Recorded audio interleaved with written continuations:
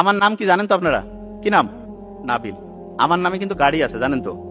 তা আমি তখন মেডিকেল ইন্টার্ন কমপ্লিট করে আসতেছি।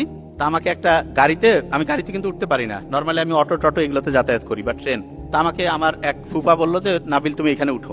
তা আমাকে নাবিল বলছে, আমি যখন উঠলাম পাশে যে ড্রাইভার বলতেছে যে, মানে আমাকে ইশারা করতেছে যে আপনি হচ্ছে ইয়া করেন। আমি বললাম না, আপনি চালান।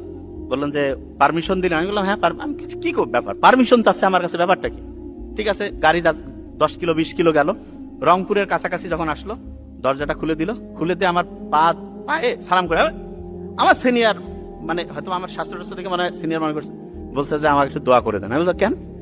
বলছে ওস্তাদ আমার ইচ্ছা আমি বড় গাড়ি চালাবো। আমি বললাম ওস্তাদ মানে? বলছে যে ওস্তাদ আপনি নাবিল গাড়ির ড্রাইভার না? আহ, ও চালায় হচ্ছে ছোট গাড়ি, ওর শখ হচ্ছে নাবিল গাড়ি, মানে প্রফেসর হবে, নাবিল গাড়ির সে ড্রাইভার হবে। বলছে যে একটু দোয়া করে দেন আমি যাতে এই বড় গাড়ি চালাইতে পারি। তা আমি বললাম যে এখন আমি চিন্তা করতেছি এর মনের আশা কি আর দুরাশায় পরিণত করা যায়? আমি বললাম যে খুব শীঘ্রই তুমি চালাবা। তারপর আমি পকেট থেকে টাকা দিচ্ছি, করছে হাত এরম করছে হচ্ছে না, ওস্তাদ এটা কেমন কথা, আপনি আমাকে টাকা দিবেন? ও টাকা নিবেই না। শেষে আমি তাকে জোর জবরদস্তি করে, আমি নাহলে কিন্তু আমি দোয়া ফিরাই নিব, তারপরে তাকে টাকা দিতে পারছি।